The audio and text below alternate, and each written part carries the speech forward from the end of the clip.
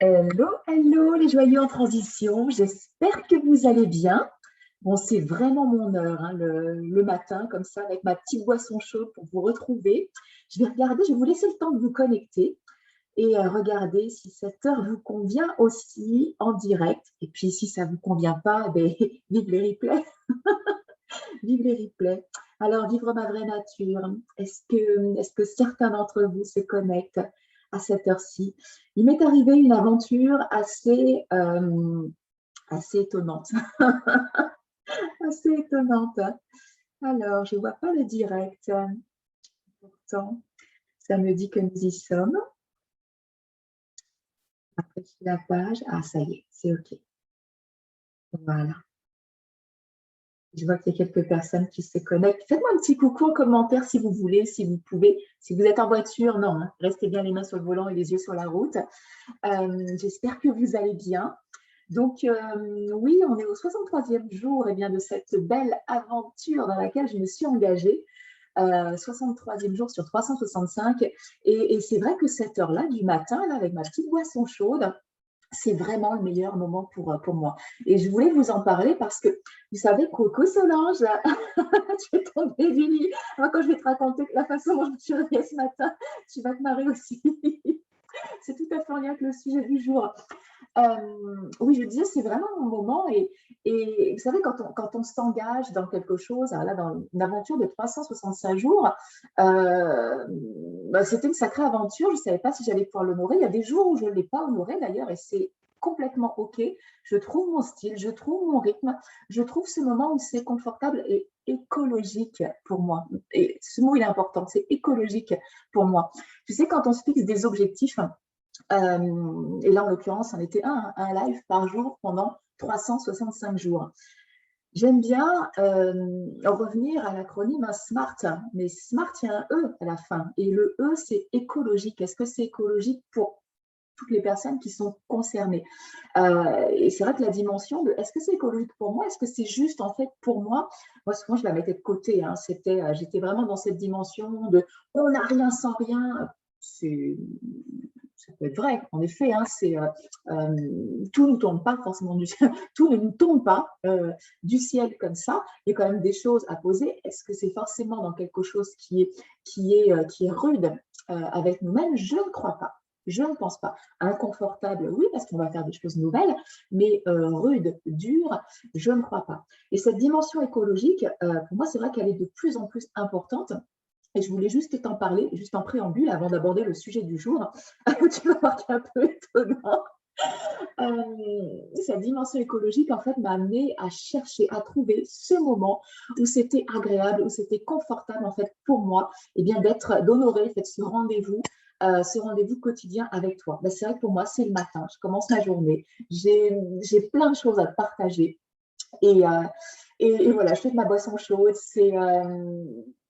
Comme je disais hier, dans mon live d'hier, c'est un moment où j'y prends du plaisir et où j'espère, évidemment, à travers mes partages, ça t'apporte de la valeur parce que c'est aussi quand même l'idée de la valeur, des prises de conscience, que tu passes simplement un bon moment et que voilà, ça va te faire penser à certaines choses tout au long de ta journée. Donc, le sujet du jour, oui, un peu étonnant parce que ce matin, je me suis réveillée, donc j'espère que tu vas bien. Tu peux me faire un petit coucou d'ailleurs, tu mets hashtag replay si tu passes un peu plus tard, parce que voilà, la dimension écologique, pour en terminer quand même là-dessus, la dimension écologique, c'est qu'il n'y a pas d'obligation à ce qu'on se rejoigne en direct. Je dirais que la magie de ces réseaux sociaux, c'est que ce que je dépose là, ben, c'est déposé pour aujourd'hui, pour demain, pour dans 30 jours, pour dans 60 jours, pour dans 6 mois. Si c'est le moment où tu tombes sur cette vidéo-là, parce que peut-être que dans 6 mois, c'est le moment où tu vas peut-être devoir entendre ce message que je vais déposer aujourd'hui, eh bien, cette dimension écologique fait que si là, c'est le bon moment pour moi, eh bien, pour toi, ce sera le bon moment à un moment ultérieur et c'est OK. Donc, le sujet que je voulais partager avec toi, en fait, ce matin, il m'est arrivé quelque chose d'assez étonnant, c'est que j'ai perdu mon fils en Angleterre en allant à la Neurobusiness Week. Alors, la Neurobusiness Week, déjà, qu'est-ce que c'est? C'est un très bel événement qui est organisé en ligne par David Lefrançois et Yannick Alain, deux belles personnes que j'apprécie vraiment. Et en fait, on a l'occasion, là, à partir de maintenant, je crois, d'assister à cette Neurobusiness Week. Il suffit de laisser son courriel et puis de recevoir, et on va recevoir donc, du coup les vidéos de ce week-end où ils partagent énormément de valeurs. Et je peux vous assurer qu'il y a beaucoup de valeurs puisqu'ils travaillent aussi ils accompagnent aussi sur les transitions de vie. Et pourquoi, donc, du coup, j'ai perdu mon fils en Angleterre? Parce que ce matin, c'était un moment assez étonnant. Je me suis rendormie. Je me suis rendormie. D'habitude, je me lève très tôt et j'aime bien me lever et puis checker mes emails, regarder voilà ce qui s'est passé, ce que je vais le traiter, donc soit immédiatement parce que ça peut traiter immédiatement, soit je vais le traiter un peu plus tard dans la journée, mais je l'ai à l'esprit. Ok. Et là, je ne me lève pas, je check mes emails depuis mon téléphone dans mon lit. Oh, c'est pas bien ça. Et donc forcément, je vois l'email de deux beaux hommes que je t'invite à découvrir aussi, Cédric Parent, Thierry Redon, qui ont beaucoup de valeurs aussi à partager. Ils sont beaux extérieurement, ils sont beaux intérieurement. Et donc, dans cet email, je crois que c'est Cédric ou c'est ça, qui nous partageait de son aventure avec la Neurobusiness Week, puisque c'est un participant important dans l'organisation de cet événement. Il est là, il est présent, il enregistre, il organise. Et donc, aujourd'hui, il nous envoyait cet email pour que l'on puisse participer, pour que l'on puisse vivre cette Neurobusiness Week. Et donc, je check mon email, je le lis et je me rendors. Je ne m'en rends pas compte, mais en tout cas, au réveil, je me suis rendu compte que je me suis endormie. J'ai fait un rêve, mais complètement hallucinant. Et tu vas avoir le lien avec les transitions de vie. Je vais t'en parler dans pas longtemps. En fait, j'étais avec mon fils. On avait notre petit pique-nique, peut-être parce qu'en ce moment, c'est le temps des pique-niques. Enfin, c'est le temps des pique-niques toute l'année pour nous, et notamment cette année. Quelle que soit la saison, pique-nique d'automne, c'est super sympa. C'est le temps des pique-niques le mercredi parce que il a sa matinée de collège et l'après-midi, il a du sport, mais pas longtemps après, il y a très très peu de temps en fait pour qu'on puisse manger le midi. Donc moi, je m'organise, je fais tout un tas de trucs en le rejoignant, mais je prévois toujours un petit pique-nique pour qu'il ait le temps de manger et partir à son sport après. Un pique-nique en automne, c'est super beau. Surtout en Ardèche, chez nous, là, tu verras les couleurs, on a des paysages là, qui se transforment, des vallées, c'est rouge, c'est orange, c'est marron, il y a encore du vert, c'est juste magnifique. Petit pique-nique d'automne, je te le conseille. Et donc dans mon rêve, jour de pique-nique, donc on est avec nos petits sacs à dos et bon, il faisait un peu frais, donc je lui dis viens, regarde, il y a un train là qui ne bouge pas, c'est un train qui est toujours à l'arrêt, on va s'installer dedans, on va se faire notre petite maison et on va prendre notre pique-nique ici en attendant ton sport. Donc, on s'installe, on est bien, on se fait notre petit cocon. Et puis, il y a quelqu'un qui monte dans le train. Et je lui dis, non, non, mais vous ne pouvez pas monter, ici, c'est chez nous. C'est chez nous, de toute façon, ce train ne bouge pas. Et ce jeune homme ne m'écoute pas. Non, non, il reste là, il s'installe. Et le train démarre. Je dis, tiens, c'est bizarre, d'habitude, ce train ne bouge pas. OK. Il démarre, mais en fait, il se trouve qu'il ne va pas très loin parce que c'est juste un wagon, c'est une petite navette et ça nous emmène en Angleterre. Donc, nous arrivons en Angleterre. Donc, forcément, on descend quand on n'a pas trop le choix avec mon fils. Le jeune homme part. Et je me dis, quitte à être en Angleterre, il va falloir qu'on retrouve notre chemin. Pourquoi on n'a pas l'idée de rester dans le train, puis peut-être qu'il ferait demi-tour? Non, non, non, on descend. On descend, on est en Angleterre. Et on dit, il faudrait qu'on puisse rentrer chez nous en France. Et on regarde et on dit, le truc qu'on nous dit de prendre, c'est un car. Alors en Angleterre, les cars sont des cars, des bus à étage.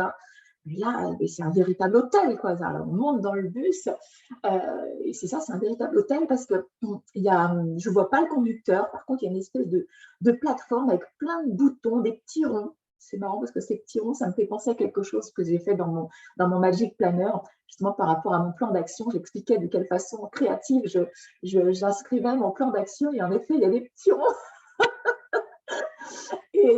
Et pour signifier donc du coup les différentes étapes, les endroits où on se pose finalement, où on chemine dans notre vie sur un cycle lunaire. Donc là, on monte dans le car, il y a des petits ronds. Et chaque petit rond en fait, correspond à un endroit idéal pour nous en fonction de nos attentes, de ce que l'on a à vivre.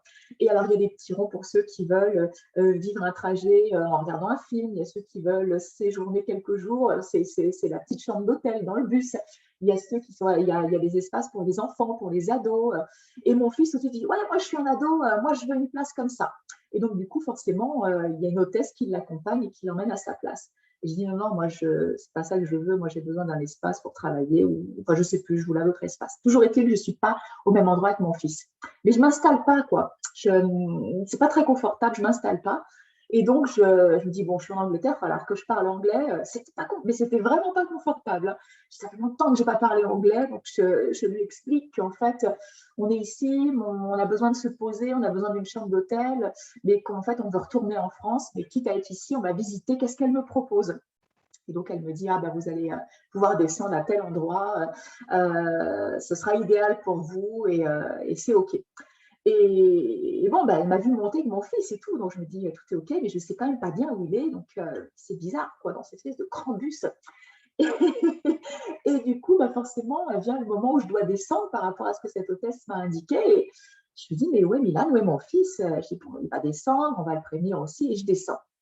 Je vois, j'ai perdu mon fils, quoi. J'ai perdu mon fils, lui, il est à sa place, quoi. Il vit son truc, et moi, je descends. Et en fait, je descends et on m'accueille dans un autre endroit, donc ouais, une grande structure où je suis super bien accueillie, hein, et je reconnais des gens. Et il y a Yannick, et il y a David, et il y a Cédric. Et en fait, j'arrive à l'endroit pour vivre la Neuro Business Week. Mais j'ai perdu mon fils.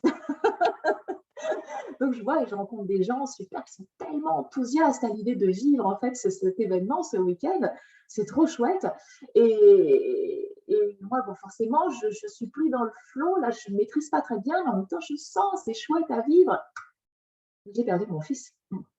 Donc, je n'y suis pas complètement. Puis à un moment donné, voilà, il y a une séance photo et tout, et je les vois, là, toutes les autres, toutes sourire et tout. Et je dis à la photographe, écoutez, j'adore tout ce que vous me proposez à vivre, mais j'ai du mal à être sereine. Voilà, j'ai perdu mon fils. Et alors bon, je crois qu'à un moment donné, on se met à le chercher, mais je me réveille. Voilà, je me réveille. Et au moment où je me réveille, je me dis, mais c'est fou, quoi. Ça fait un sacré moment depuis un certain temps, où je ne me souviens plus de mes rêves, mais vraiment, alors que, bon, je ne sais pas ce qui se passe. Je me suis dit, c'est encore un coup de Neptune, ça. Tu sais, Neptune, c'est une planète qui est reliée, voilà, à notre intuition, qui est reliée à nos rêves et tout. Il faut que je regarde. De toute façon, je vais regarder la carte du ciel, puisque je vais regarder, on s'approche de la pleine lune, là, qui a lieu le 19, le 19 novembre. Et je vais regarder, mais je dis, c'est un coup de Neptune, ça, qu'est-ce que je rêve en ce moment? Et je rêverais, en fait, de pouvoir décrypter toute cette symbolique, en fait, dans ce rêve, cet inconfort et tout. Et en fait, sans connaître toute la symbolique des rêves, euh, ce qui m'est venu, ce qui est monté en moi, c'est l'inconfort dans lequel j'étais. Et tu sais, le rêve, en fait, c'est une période de transition, hein, en fait, entre deux cycles de sommeil. Tu sais, une nuit complète est constituée de plusieurs cycles de sommeil. Et le temps du rêve, c'est un temps qui est très court, hein, c'est pendant le sommeil paradoxal. C'est de l'ordre d'une quinzaine de minutes. On a l'impression que ça s'éternise. Et pendant ces 15 minutes, on peut faire plusieurs rêves d'affilée qui n'ont ni queue ni tête. Non. Voilà, on structure là-dedans, on fait du nettoyage. Et voilà, c'était vraiment inconfortable. Ça pour te dire que une transition de vie, c'est quelque chose de très inconfortable. C'est un moment où souvent je le symbolise, on dit on est entre deux rives, quoi. C'est comme si on quittait une terre en fait connue, c'est-à-dire un environnement connu, ben, un travail connu peut-être, hein, c'est ça, un emploi connu pour aller vers quelque chose que l'on veut créer. On a peut-être envie de se mettre à son compte, ça peut être, je sais pas moi, une relation peut-être connue. On dit, ben non, finalement, ben, c'est pas pour moi et je quitte. Et il y a une période de transition où on fait le deuil de cette relation parce qu'on se prépare peut-être à vivre quelque chose d'autre, mais pas tout de suite, quoi. Il y a une période de transition. C'est inconfortable. On quitte une terre connue pour traverser ben, euh, un océan, mais oui, un océan. L'eau, en fait, c'est nos émotions. Et Neptune, la planète Neptune, c'est ça, c'est aussi c'est l'eau, c'est nos émotions, et c'est inconfortable. Alors, il y a des moments où, en effet, où cet océan est calme et plat, et que c'est agréable de naviguer, et heureusement qu'on a ça. Puis, il y a des moments où, finalement, les tempêtes se déchaînent, et on traverse, qu'on n'a pas d'autre choix, parce qu'on est dans notre petite barque, quoi, on est sur notre coque, là, de notre côte de noix, et on est secoué. Mais en tout cas, on y est parti, quoi, on est lancé et on attend qu'une chose, c'est de rejoindre notre île, en tout cas une terre où on va pouvoir se poser et vivre quelque chose de nouveau, quelque chose où on va de nouveau construire, bâtir, créer de nouvelles fondations et puis voilà, faire sortir de terre une maison. Donc c'est très symbolique tout ce que je te dis, tout comme les rêves, hein. Les rêves c'est très symbolique et pour ça, si vraiment il y a quelqu'un, j'ai déjà lancé un appel hier, quand je parlais de mon salon de thé que je cherchais, j'ai déjà lancé un appel hier, si quelqu'un parmi vous aime à cette facilité, même si c'est juste à titre personnel, quoi, c'est pas une expertise, mais justement, voilà l'opportunité de dire, tiens, allez, je veux bien creuser le sujet avec toi, si vraiment quelqu'un a ce talent, cette compétence, mais j'aimerais bien qu'on en discute parce que je me dis, mais c'est riche en ce moment de mes rêves. Bon, je reviens à l'histoire de cette symbolique. C'est une transition de vie, tu vois, c'est ça. Je mets plein de symboliques entre cette histoire de terre que l'on quitte, de nouvelles terres sur laquelle on va venir se poser, sur laquelle on va bâtir de nouvelles fondations. Et puis finalement, cet océan dans lequel on va être secoué, c'est inconfortable. Et je sais du coup que c'est une des raisons pour lesquelles cette transition de vie, l'idée de la transition de vie vous fait fantasmer, ou en tout cas vous en rêvez, c'est ça, vous en rêvez, vous pouvez en rêver, et que entre l'idée de je rêve de notre relation, je rêve d'une autre profession, je rêve d'une autre maison, je rêve d'un autre endroit où vivre. Enfin voilà, il y a le rêve, et puis le moment où on va passer à l'action, et ce premier pas, ça peut être quoi? Ça peut être un guide, ça peut être ce que je vais te proposer justement avec l'exploration, ça peut être tellement de choses, puis c'est pas forcément quelque chose que je te propose d'ailleurs. Ça peut être tellement d'autres choses, quoi. Il y a tellement d'opportunités qui passent. L'essentiel, c'est que tu trouves quelque chose qui soit juste pour toi au moment où tu dis, voilà, c'est bon, j'y vais. Je quitte cette terre connue pour aller sur mon océan. Et puis, je m'attends en effet à traverser quelques océans d'émotions. Mais c'est OK, quoi. C'est OK parce que je m'en vais sur une autre rive, sur une autre terre. Donc, il y a ces grosses transitions dans lesquelles on s'engage. Ce que je voulais te dire, en fait, c'est que là, actuellement, on est sur ce que j'appelle la période de l'hiver introspectif. Oui, c'est encore l'automne, mais on s'approche en fait du 21 décembre, qui est véritablement la saison de l'hiver, mais en fait, pour moi, qui est le point culminant de l'hiver. Tout comme sur un cycle lunaire, il y a la pleine lune, qui est le point culminant du cycle lunaire. On est déjà dans la période de l'hiver pour moi. On quittait l'automne pour aller vers le point culminant de l'hiver et on va quitter progressivement l'hiver pour aller vers le printemps. Au printemps, on va semer de nouvelles graines. Donc pour moi, on est dans la saison d'hiver. Et cette saison de l'hiver, en fait, c'est un moment, oui, qui est inconfortable. Pourquoi? Parce qu'on va vers ces jours qui raccourcissent. On va plonger de plus en plus dans voilà, les jours sombres, la nuit, le froid aussi. Mais c'est aussi un moment où on va plonger de plus en plus en nous, c'est-à-dire d'aller creuser, toucher ce que l'on n'ose peut-être pas regarder en nous habituellement le reste de l'année. C'est-à-dire qu'on va aller regarder, si on plonge, hein, nos peurs, nos croyances, tous ces fonctionnements, on va dire, inconscients, mais qui sont inconscients justement, mais parce qu'on plonge en nous, tout d'un coup, on va faire remonter des choses à la conscience, on va dire, mais voilà pourquoi d'une année sur l'autre, je reproduis toujours les mêmes schémas. Voilà pourquoi je suis toujours au même endroit. Voilà pourquoi j'ai le sentiment de tourner en rond.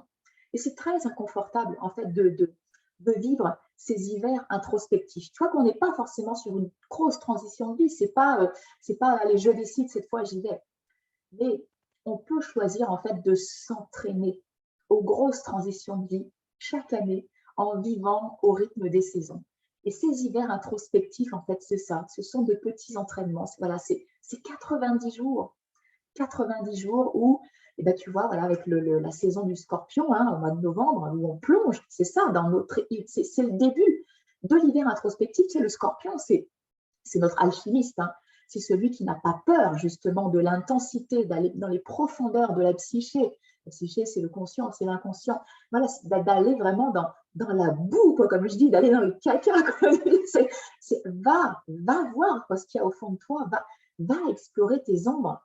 Et simplement pour aller y mettre de la lumière, pour faire remonter des petits bouts de ça, c'est ça, à la conscience, à la lumière, pour pouvoir l'éclairer et le transformer. Parce que tu sais peut-être pas, mais dans nos ombres, ce qu'on peut appeler aussi nos faiblesses. Il y a nos plus grandes forces.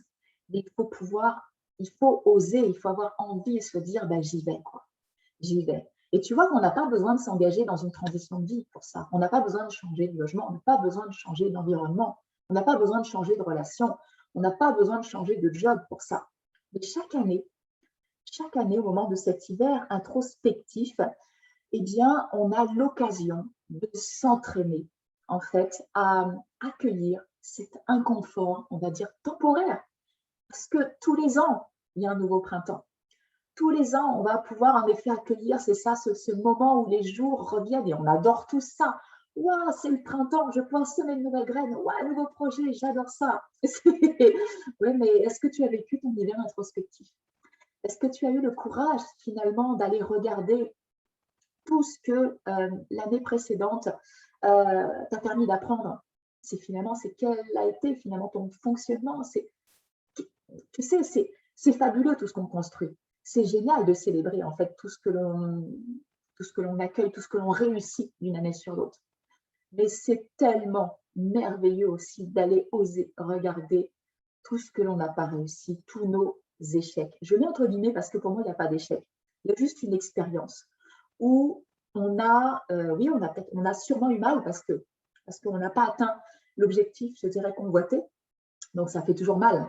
Qui a mal? L'ego a mal, mais on peut travailler avec lui. On doit apprendre à travailler avec lui. Et je dirais que quand on ose regarder tout ce que l'on n'a pas réussi, tous ces trucs sur lesquels on s'est tombé, on s'est gratiné les genoux, il y a quelque chose que l'on va apprendre dans ces expériences. Et c'est tout ça aussi qu'on va regarder dans notre hiver introspectif. Il y a une leçon. Je dirais que quand la leçon est comprise, c'est là, du coup, au printemps suivant, tu fais de cet hiver introspectif, mais un moment, mais un tremplin pour arrêter de tourner en rond dans ta vie. Donc voilà, ce que je voulais te dire, tu vois, finalement, avec cette histoire de rêve, alors en ce moment, je rêve beaucoup, c'est vraiment le lien que je voulais faire, le lien entre ce moment, tu vois, ces moments de transition que sont les rêves d'un cycle à l'autre dans notre sommeil, des moments de transition tous les ans. On a l'occasion, en fait, d'en vivre dans cet hiver introspectif. Mais même pas que tous les ans, il n'y a pas que nos hivers introspectifs. À chaque cycle lunaire, tu vois, le moment de la nouvelle lune, c'est un moment où la lune n'est pas éclairée. C'est pas un moment où on pose des intentions, comme finalement on peut le voir beaucoup. Moi, longtemps, j'ai cru que c'était le moment nouvelle lune, on pose des intentions de nouvelle lune et ça va se matérialiser. T'écris et tu vas voir, la magie va opérer. Bon, il faut passer un peu à l'action aussi. Mais je reviens à cette histoire de nouvelle lune, c'est un moment où la lune, donc du coup, est dans elle est pas, enfin, on la voit pas éclairée par le soleil. Donc c'est un moment où on rentre en nous. C'est un moment où on va se connecter à nos ressentis. C'est un moment où on va faire émerger aussi nos envies. C'est un moment où aussi, peut-être, on fait un peu le bilan, tiens, qu'est-ce qui s'est passé aussi juste avant et quelle continuité, en fait, je vais donner. Donc, c'est pas un moment où on y va, quoi. Tu vois, en fait, moi, ce que j'aime, en fait, quand on vit dans le cycle du vivant, c'est qu'il y a des cycles dans les cycles. Je te dirais que je te parle du cycle lunaire, mais on pourrait aussi vivre ce cycle au niveau de la semaine. Il y a aussi cette cyclicité, tu vois, en effet, il y a le lundi. Moi, le lundi, c'est pas un jour où je suis à fond, quoi. Là, c'est mercredi. Là, je suis au top, là. c'est, euh, mais le lundi, je recommence. C'est un temps où je me remets au boulot, mais je n'ai rarement de rendez-vous le lundi. C'est pas confortable pour moi. C'est OK, je m'y mets, mais tranquille, quoi. C'est d'abord dans ma bulle professionnelle. Et puis, progressivement, voilà, je vais vers l'extérieur. Et puis, je redescends, puis à la fin de semaine où je fais le point, je fais le bilan. OK, ça a fonctionné, pas fonctionné. Donc, retour à moi et je vais me repositionner pour la semaine d'après. Et puis, on peut revoir encore cette cyclicité, tu sais, sur une journée. Il y a le matin. Moi, le matin, c'est un moment où c'est d'abord dans ma bulle, quoi. C'est je dirais, tu vois, avant d'être là avec ma boisson chaude et d'être avec toi, il y a eu un moment pour moi d'abord. Après, tout d'un coup, je sors, quoi, je sors. Et puis, il y a un moment de fin de journée où l'énergie redescend et où je vais re-rentrer en moi. Je vais faire le point. OK, qu'est-ce que j'ai fait? Qu'est-ce que j'ai accompli? Qu'est-ce qui n'a pas marché? Et je me repositionne pour la journée d'après. Et tu vois, cette cyclicité, ce moment de transition, quoi, qui est vraiment un moment où on rentre en soi, ce moment où on est dans l'ombre, ce moment où on passe du côté de la nuit, quoi, il est important. Il est vraiment important. Et si on le zappe, Parce qu'on dit, ah, mais c'est inconfortable. Ah, mais j'aime pas la nuit. Ah, mais j'aime pas l'hiver. C'est dommage parce qu'on se prive en fait d'un printemps qui va être très florissant, très, très florissant. Bon, donc prends soin de tes rêves, accueille ces moments justement de transition qui peuvent être inconfortables. Apprends à aimer l'inconfort. Voilà, je crois que c'était vraiment le message du jour. Apprends à aimer l'inconfort.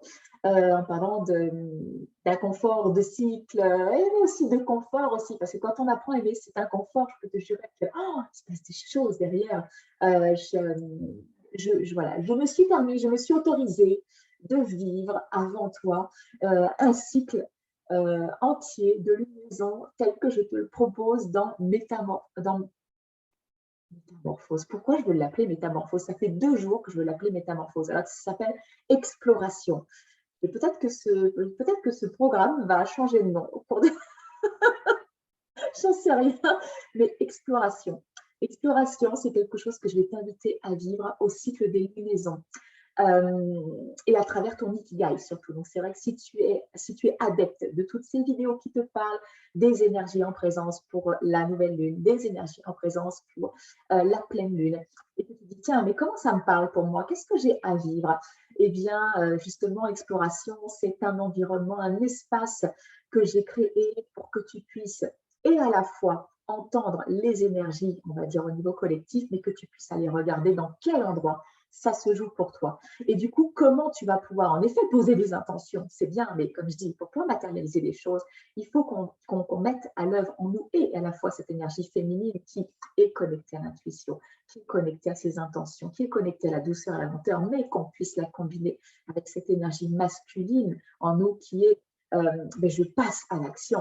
Donc, il y a un temps, dans le cycle lunaire, tu vois, il y a cette temporalité aussi qui se joue où il y a toujours une harmonie, mais pas un juste équilibre de 50-50 entre le masculin et le féminin. Je vais t'accompagner en fait tout au long de ces 8 phases du cycle lunaire à travers ton Ikigai. Si tu ne connais pas ton Ikigai, c'est pas grave. Tu vas voir qu'il y a des moments très créatifs aussi dans cet espace que j'ai créé avec Exploration où je te dis, écoute, si tu connais ton Ikigai, voilà comment tu peux vivre cette phase-là. Si tu ne le connais pas, je te propose de vivre de cette façon-là.